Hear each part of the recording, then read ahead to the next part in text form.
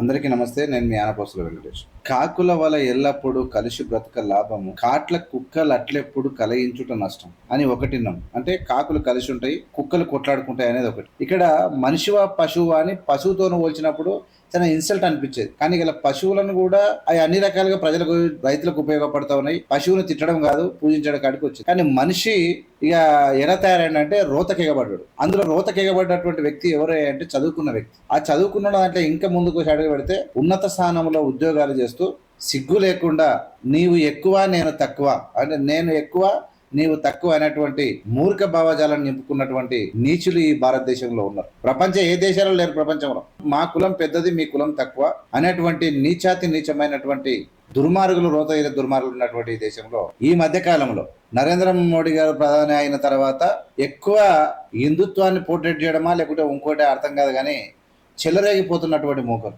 భారతదేశ చరిత్రలో chief justice of India మీద బూటు విసిరినటువంటి అహంకార నీచ జాతిరైనటువంటి కొంతమంది, అంటే బూటు విసిరిన వరకు అంటే ఒక అడ్వకేటు వాట్ నెక్స్ట్, బూటు విసిరిన తర్వాత ఏందన్నటువంటి ఆలోచన లేకుండా మనుషులు తయారైపోతూ ఉన్నారు.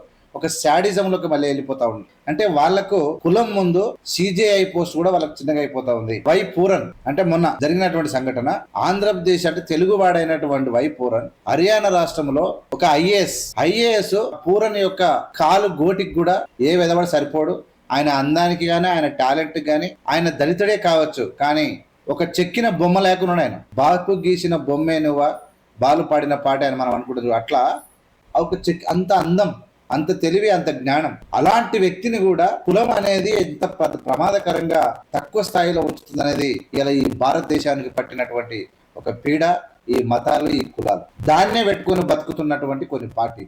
ఈ నీచమైన పరిస్థితి నుంచి ఇలా మొన్న ఒక సిఐ చనిపోయాడు. ఒక ఐపీఎస్ స్థాయికి ఎదిగినాక రివాల్వర్ తోని కాల్చుకొని చనిపోయే పరిస్థితి క్రియేటివ్ ఈ మతోన్మాదులు, ఈ అహంకార జాతులు చేస్తూ ఉన్నాయంటే ఈ భారతదేశం ఎటుపోతా ఉన్నది, ఏం రోత తింటా ఉన్నారు అనేది మనం ఒకసారి ఆలోచించాల్సిన అవసరం ఉంది. భార్య ఐపీఎస్, భర్త ఐపీఎస్, అద్భుతమైన జీవితం. ఒక డీజీపీ స్థాయిలో ఉన్నటువంటి ఒక ఐపీఎస్ ఆఫీసర్కు పోలీస్ క్వార్టర్స్ కేటాయించకపోవడం, కేటాయిస్తే పనికి మాలింది, దానికి నల్ల కలెక్షన్ లేనిది, కరెంటు చక్కగా లేనిది, అక్కడ చెట్లు నీట్గా క్లీన్ లేనిది కేటాయించి నరకయాతన అనుభవించి చేసినట్టు చేసి వీళ్ళతో ఏమీ అర్థం కాక తన బామ్మాడిది అయినటువంటి ఆప్ ఎమ్మెల్యే, పంజాబ్లో ఆప్ ఎమ్మెల్యే ఇంట్లో ఉంటున్నారు వీళ్ళు. అంటే ఇలాంటివి, అంటే తప్పుడు కేసులలో ఎక్కియడం, లెక్క లేకుండా మాట్లాడడం, అంటే ఒక పని చేసే ఆఫీసర్ను ఈ విధంగా చిత్రహింసలు పెట్టినటువంటి కులోన్మాదులు. ఇప్పుడు ఇలా అందరూ బ్రాహ్మణ్స్లో కూడా అద్భుతమైన జ్ఞానము కలిగి ప్రజలను ప్రేమించే వాళ్ళు ఉన్నారు, లేక మొత్తమే అట్లుంటే నడవది. అగ్ర కులాల్లో కూడా అద్భుతమైనటువంటి మానవ జన్మనెత్తిన వాళ్ళు ఉన్నారు. ఇలా రోతదినకే బతికిన వాళ్ళు కొంతమంది ఉంటారు. అలాంటి వాళ్ళ గురించి నేను మాట్లాడుతున్నా. నా దేశాన్ని నేను తక్కువ అంచనా వేసుకోవాలని నాకు లేదు. నా దేశంలో ఉన్నా ఎవడైతే ఈ డీజీపీ శత్రుజిత్ కపూర్ ఎవడన్నా, శత్రుజిత్ కపూర్ అంట వాడు మనిషా పశువా? మనుషులా మీరు? అసలు నాకు అర్థం కాదు ఎందుకు ఇంత క్రూరంగా. ఆడు ఎస్పీ, ఆయన పేరు ఏం పేరు అంట, నరేంద్ర బిజ్జాన్ ఆయన అంట. ఈ డీజీపీ ఆదిస్తే ఆయన కేసులు కడతారంట.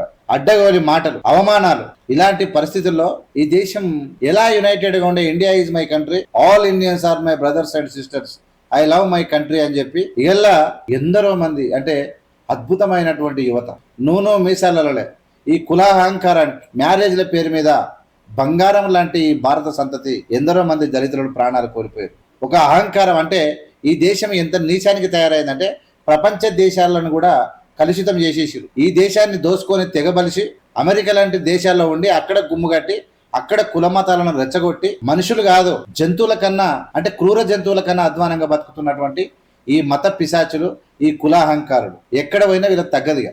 దానికోసం వాళ్ళ బతుకు పోరాటము తిండి కోసమో, ఈ దేశ అభివృద్ధి కోసమో కాదు, ఆధిపత్యం కోసం చేస్తున్నట్టు కనబడతా ఉంది. ఇది నీచం. నేను ఒకటి చెప్తా ఉన్నా, ఇలా ఐపీఎస్ పూరన్ గారు లాంటి స్థాయికి వెలిగి చనిపోయాల్సిన అవసరం లేదు.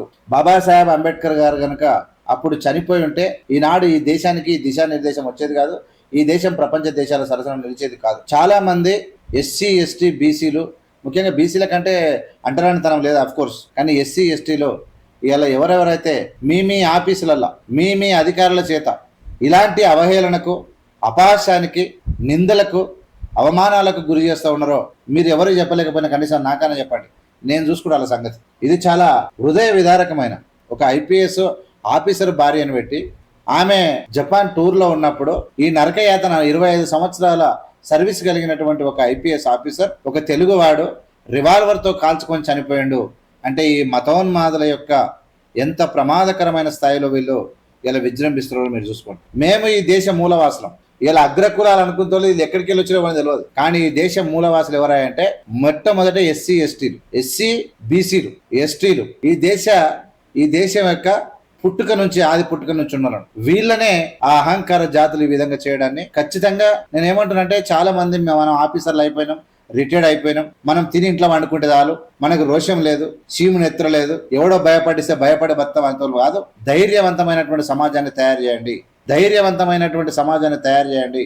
ఇలా ఎవడో ఇబ్బంది పెడితే, ఎవడో మనల్ని నరకయాతనకు గురి చేస్తే, మనం ఇవాళ చాలా మంది ఎస్ఐలు చనిపోయారు, మనలు ఎస్సీసీ బీసీ అందరూ కూడా చాలా మంది సిఐలు పోలీస్ డిపార్ట్మెంట్ లో ఉండి కూడా సమస్యను సాల్వ్ చేయాల్సినటువంటి భారత రాజ్యాంగం ఇచ్చినటువంటి మీ అధికారులను, బాబాసాహెబ్ ఇచ్చినటువంటి హక్కులను కూడా మీరు సరైన వాడకుండా మీరే కాల్చి పిట్టల్లాగా రాలిపోతా ఉంటే ఇంకా ఈ దేశాన్ని కాపాడేది ఎవడా? దుర్మార్గుణ్ణి వెంటాడాలి తప్ప, వాడిని వదిలిపెట్టకుండా పోరాటాలి తప్ప, పిరికి వాళ్ళలాగా మనంతా మనం ప్రాణాలు తీసుకోవడం అనేది చాలా పాపం. It is equal to sin. We should have courage. We should fight against the problems. Then the young generation realize truth. Then they will come to fight against the problems. Being a IPS officers, if you commit suicide, what message you are sending? It's not correct. ఎవరైనా సరే, ఎవరికైనా మనము తప్పు చేయనంత వరకు, మనం ప్రజలను కానీ దేశాన్ని చీట్ చేయనంత వరకు ఎవరిని కూడా భయపడాల్సిన అవసరం లేదు. వాడు పోస్ట్ లేకుంటే మీకు ఇబ్బంది పెడతారా? చెప్పండి, మాట్లాడదాం. అహంకారి ఎవడున్నా అని ముఖం మీద ఉమ్మివేద్దాం, ఈ దేశ మూలవాసులకు తెలియజేద్దాం, అంతే తప్ప ఇలా ఎవరికో లొంగి వాడేదో ఇబ్బంది పెడితే మనం కాదు. పోరాటం చేయాలి, బయటికి రావాలి. కావాలంటే ఇలా సూసైడ్ చేసుకోము, రాజీనామా చేసి బయటకు వచ్చి పోరాటం మొదలు పెడితే సస్తునేవాడు. ఆ డీజీపీ ఎవడైతే శత్రుజిత్ కపూర్ గాడు ఎవడ ఉన్నాడో వెధవా, మొత్తం ఇదే పని. ఉత్తర భారతదేశం మొత్తం ఇదే. మరి ఎక్కడికి వెళ్ళి వచ్చి వలస వచ్చిందో ఈ జాతి అర్థమవుతలేదు. మొత్తం నిండా విషయం నింపుకొని బతుకుతారు, పెంట తినుకుంటా. ఇలాంటి సమాజం ఎవడైతే కులాహంకారంతోనే అధికారులు ఎవడైతే ఉండి మిమ్మల్ని ఇబ్బంది పెడతాడో చెప్పుతో కొట్టండి తప్ప సమాధానం చెప్పండి. కూడా సూసైడ్లు చేసుకొని మన ప్రాణాలు తీసుకున్నటువంటి పని చేయకూడదని చెప్పి ఇలా ఆయనకు జరిగినటువంటి ఆయన పెద్ద ఎత్తున 9 పేజీల లెటర్ రాశాడు. 9 పేజీల లెటర్ రాసి తన అద్భుతమైనటువంటి బంగారు జీవితాన్ని, పిల్లలను వదిలిపెట్టి, బంగారం భార్యను వదిలిపెట్టి ఇలా ఆయన ఈ దేశం, ఈ ప్రపంచం నుంచి, ఈ లోకం నుంచి వెళ్ళిపోయిందంటే ఆయన ఎంత హింసకు గురై ఉంటాడు, ఎంత ఆవేదనకు గురై ఉంటాడు. ఈ కులోన్మాదులు, ఈ మతోన్మాదుల యొక్క చిచ్చులో ఎంత కమిలిపోయి ఉంటాడో మీరు అర్థం చేసుకోండి. ఇలా వేరే మతాలు పెరిగిపోతున్నాయంటే ఈ మతోన్మాదుల బాధ తట్టుకోగానే ఈ ముస్లిం అంటే పెరిగినా, ఇక క్రైస్తవ అంటే పెరిగినా, ఇలా బాధలకే ఇట్లా అయిపోయింది. మనిషిని ప్రేమించే గుణమే లేదు. ఇక ఇప్పుడున్న ప్రభుత్వం, మన మోడీ గారు ఇలా బీజేపీలో అయితే బాగా అయిందిరా అనుకుంటారు తప్ప ఎవడు కూడా ఇలాంటి వాళ్ళని ఖబర్దార్ అనేతో లేడు బీజేపీలో. నరేంద్ర మోడీ ఇలా సిజేఐని చెప్పుతోను కొడితే నువ్వు కొట్టి నాకు ఉన్నది, వాడిని మెడల్ ఇరువారు పోయి ప్రధానమంత్రి ఉరిశిక్ష ఏపీయాడు. ఎందుకంటే కావాల్సింది వీళ్ళందరికీ ఇదే. ఈ దేశ అత్యున్నత న్యాయస్థానం మీద చెప్పేసినాక ఇక ప్రపంచ దేశాలకు ఏం మెసేజ్ ఇస్తున్నట్టు మనం? ఇలాంటి ఎస్పీలు సూసైడ్ చేసుకొని చనిపోయినాక అత్యున్నతమైనటువంటి జాబు ఏమైతావు నువ్వు అంటే చెప్పుకొని కూడా భయం. ఐఏఎస్ ఐపీఎస్ అంటే మామూలు విషయం కాదు. ఒక ఐపీఎస్ ఆఫీసర్ సూసైడ్ చేసుకున్నాక ఇంకా ఏముంది ఈ దేశంలో? దీనికి మధ్య నీచమైన ఇదో దేశం, ఇదొక పాలన, ఇదొక మతాలు, ఇదొక కులాలు, దీన్ని బ్రహ్మాండమైన పాలన. ఇలా నేను ఒకటే చెప్తున్నా, officer those who are retired officers and present working officers, especially untouchabilities, అంటరానితనం మీద దళితులు, ఎస్సీలలో ఎవరైనా ఉండి మిమ్మల్ని తిప్పల పెడితే ధైర్యంగా పోరాడండి, వాని ముఖం మీద ఉంచండి, సమాజానికి చెప్పండి. ఇలా అన్ని కులాలలో, బీసీలలో కూడా, అన్ని అగ్ర కులాలలో కూడా, ఫార్వర్డ్ క్యాస్ట్లలో కూడా మంచి వాళ్ళు ఉన్నారు, మనుషులు ఉన్నారు. అందరు మృగాలు ఏం లేరు. ఆ యొక్క మూర్ఖులు మాత్రమే, అజ్ఞానులు మాత్రమే, మానవ జీవితం యొక్క సారాంశం తెలియని వెధవులు మాత్రమే అట్లా వ్యవహరిస్తారు. వాళ్ళ తాట తీయాలి తప్ప మీరు ఎవరు అట్లా చేసుకోవద్దు. తెలుసా అందరికి సైంటిఫిక్ గా అందరి శరీరంలో ఒకటే రక్తం ఉంటుంది. A positive, B positive, O positive, AB అనే రక్తం మాత్రమే ఉంటుంది. తెలుసు అందరికి 32 పనులే ఉంటాయి. అందరికి 2 ఊపిరితిత్తులే, 2 కళ్ళు, 2 కాళ్ళు, 2 చేతులే ఉంటాయి. అయినా అహంకారం ఎందుకు ఉంటుంది అంటే వాళ్ళు రోత తింటారు కాబట్టి ఉంటుంది అంతే. అలాంటి వ్యక్తులను మీరు ఖచ్చితంగా తుదముట్టించాలి తప్ప అలాంటి వాళ్ళను ఇలా మీరు వెనక్కోవాల్సిన అవసరం లేదు. ఎట్టి పరిస్థితుల్లో యునైటెడ్గా పనిచేయండి. సమస్యను ఉంటే ఆ సమస్యను బయటికి పెట్టండి. ఏవిఎం తలుపులు ఎప్పుడు తెరిచే ఉంటాయి. చాలా మంది మేధావులు ఉన్నారు. మీకు ఎక్కడ సమస్య వచ్చినా మీకు ఎక్కడ ఇబ్బందులు వచ్చినా ఖచ్చితంగా మేము మాట్లాడతాం, పోరాటం. ఎవరికి భయపడం. ఈ దేశం మనది, ఈ దేశం మనది, ఈ దేశంలో నదులు మనవి, అడవులు మనవి, సంపద మనది, డబ్బు మనది.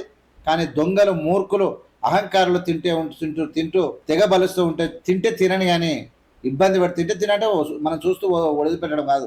వాళ్ళు తిన్నా డోంట్ కేర్, ఎంటికతో సమానం, తినని సావని అని అనుకుంటారు మనోళ్ళు. కానీ ఈ అవమానాలు భరించక చనిపోతున్నటువంటి పర్సెంటేజ్ పెరిగిపోతూ ఉన్నది.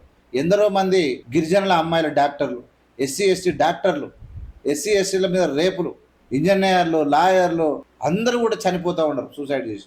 ఇది కరెక్ట్ కాదు. యునైటెడ్గా పోరాటం చేయాలి, ఈ సమస్యను అంతమొందించాలి. ఈ మతోన్మాదన కులమాదలను తుదముట్టించే వరకు పోరాటం చేయాల్సిందిగా మీ అందరికీ విజ్ఞప్తి చేస్తూ, ఖచ్చితంగా ఇలా చావు శరణ్యం కాదు, ధైర్యంగా ఎదుర్కొని వీరుడిగా ఉంటావా, పిరికి పందలేక మనం చనిపోవాల్సిన అవసరం లేదని చెప్పి, ఇలా అన్ని అగ్రకులాల్లో కూడా మనుషులు ఉన్నారు, మృగాలు కొంతమంది మాత్రం ఉంటారు, వాళ్ళతో కూడా వాళ్ళ ముఖం మీద ఉమ్మి వేసే విధంగా మీరు పనిచేయాలి తప్ప మీరు ఎక్కడ కూడా అధైర్యపడొద్దని చెప్పి తెలియజేసుకుంటూ, ఖచ్చితంగా చాలా దిగ్భ్రాంతి గురి చేసింది నాకు ఈ విషయాలు చూసి. చాలా బాధ. ఏందది, ఒక కానిస్టేబుల్ కావడమే చాలా కష్టం. ఒక ఐపీఎస్ ఆఫీసర్ కష్టపడి ఎంతో డెడికేటెడ్ పనిచేసినటువంటి వ్యక్తి, ఇలా ఎంత నాలెడ్జ్ ఉన్న వ్యక్తి ఇలా చూసి కాల్చుకొని చనిపోయిందంటే దీనికి అంటే ఒక కులం అనేటువంటి అంటరానితనం అనేటువంటి ప్రమాదకారి ఈ భారతదేశంలో ఉంది. దాన్ని పెంచి పోషిస్తున్నటువంటి పార్టీలు ఉన్నాయి. ఆ పంచి పేసిన దుర్మార్గులనే మనం దేవుడాన్ని పూజిస్తాం. ఇలాంటి వాళ్ళు ఇలా బొట్లు పెడతారు, బోనం పెడతారు, పూజలు చేస్తారు, మళ్ళీ అంటరానితనం చూపిస్తారు, మళ్ళీ వాళ్ళ కులం ఉన్న పిల్లలు ఇచ్చుకుంటారు. ఇలాంటి విధవలను మన వాళ్ళే నమ్ముతారు. మళ్ళీ అందరికన్నా ముందు మనమే మన జెండా పడతాం. ఇది మనం తయారైపోయింది. వీటన్నిటి అంతం చేయని వరకు పోరాడాల్సిందిగా విజ్ఞప్తి చేస్తూ మీ అందరి దగ్గర సెలవు తీసుకుంటా ఉన్నాను. జై భీమ్, జై Bharat. Thank you so much.